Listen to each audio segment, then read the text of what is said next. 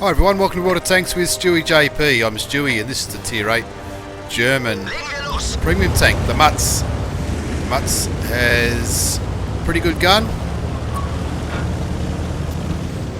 Not a bad turret. It's a little bit slow. If it was a little bit quicker, it would be probably a bit overpowered, and it really loves ridge lines, which is what you're going to see, at least in the first half of this replay. We're on Live Oaks. I think we're on Live Oaks, we are.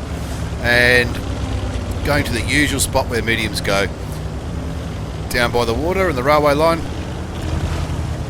to try and pick off the medium tanks and whatever heavy tanks push this line. Looking at the lineups of the two teams, you can see we've got a distinct advantage with our heavies. We've got a lot more heavy tanks than them. I'm the only medium tank. They have 4 Tier 8 medium tanks, which is what I'm thinking that I'm going to run into as I go down with this Leopard down by the water and the rail.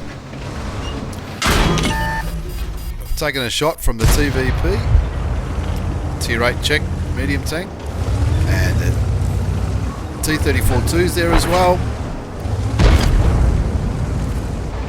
And you can see a lot of our team looks like they're heading towards the city, which is, you know, in my experience, the games on Live Oaks are won or lost down by the water, down in the area where I am. I am top tier, so I'm getting a little bit aggressive here. I'm going to go and try and get some shots on that T-34-2, as well as the TVP, which is now dead. Got killed by our artillery, which is a great shot by our artillery driver, the Cone Lily.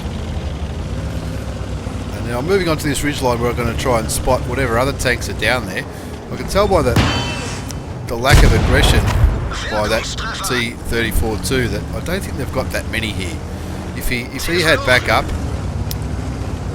even though he is a top tier medium. If he had more players, he'd probably be pushing a little bit more aggressively.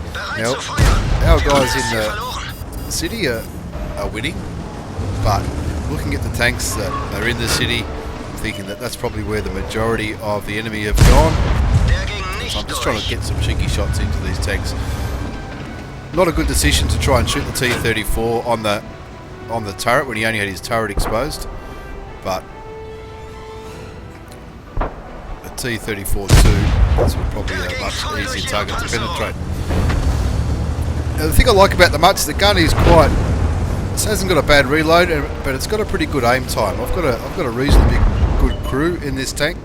I think they're on their 3rd skill. And that, combined with a vertical stabilizer, really helps the aim time. So when you pop up over a ridge, your aim circle closes up quite fast, and you can make the most of your shots. Now, I haven't done a great deal yet in this game. Now it's time to get a lot more aggressive. I can see where most of the enemy tanks are, and they're in the city. We're actually outnumbered in the city, even though we're winning 4-0. So we really need to push this side. And it looks like artillery's helping us out. We need to make the most of our advantage on this side of the map, because it looks like, even though we've got a few tanks in the city, it looks like they've actually got the numbers. Beautiful side shot into the side of the turret of the T-34, the American premium heavy tank. And I know that Super Pershing, the T-26E4, has got a really good rate of fire, so I'm pushing down on this side across the tracks, because I know all those enemy tanks in the northwest side are focusing on what they're doing in the city. They're not going to be aiming at me, so I'm going to push forward. I've spotted a Saint Emile, but he's obviously AFK, so I'll take one shot, put one shot into him. Auto aim, what I want to do is get behind this Super Pershing. I'm not big on, it doesn't really matter if you shoot AFK tanks or not, but I'm only shooting it because it gives me something to do while I'm trying to flank this Super Pershing, which I'm doing now.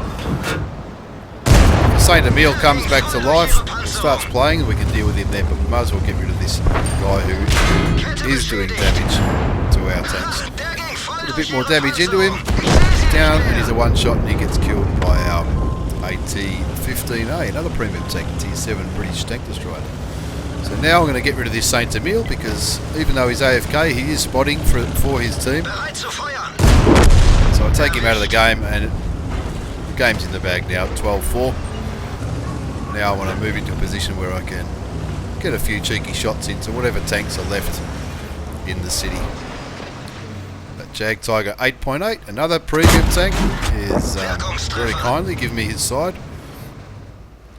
And now he's focused on the Bulldog, so I'll get rid of him by shooting him from behind. And the SU-152, I haven't got shots on him, so I'll try to get rid of the building which he's hiding behind. I probably shouldn't have, because then I would have had a shot into him just there, and I would have picked up the last kill of the game. But nonetheless, a good win, 15-4. As we have a look at the post-game battle results, only a second class mastery badge, but I picked up a bruiser for doing some module and crew member damage, fire for effect, which seemed to get just about every game. And on the team score, top damage, not top experience, second top experience. KV5 got more experience because he did a little bit of spotting damage. But nearly 2,700 damage, which isn't a massive game in the Mutz, but looking at the last page of the battle results, a pretty massive, pretty healthy profit at 72,000 credits. Bottom line, after tax, after you've paid for your repairs and your ammunition. Fired 19 shots, only 12 went through, so I wasn't that accurate, but there was a few clutch shots taken and shots taken at the hull down T-34, which wasn't the best idea, but you might as well try and take those shots, because every now and then they are going to land. Game only went for 5 minutes, and I reckon I did my fair share of work in that game. I hope you've enjoyed the replay of the Mutz. If you did, feel free to leave a comment, subscribe or like the video. Thanks for watching. See you all next time.